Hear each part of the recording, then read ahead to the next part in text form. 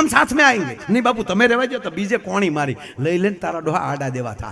तो के तो बापू हो जाओ तैयार हो। बापू तैयार ज था, भस्म लगावेली, एक हाथ में सीपियो एक हाथ में कमडल खंभा में जोड़ी के चलो बेटा।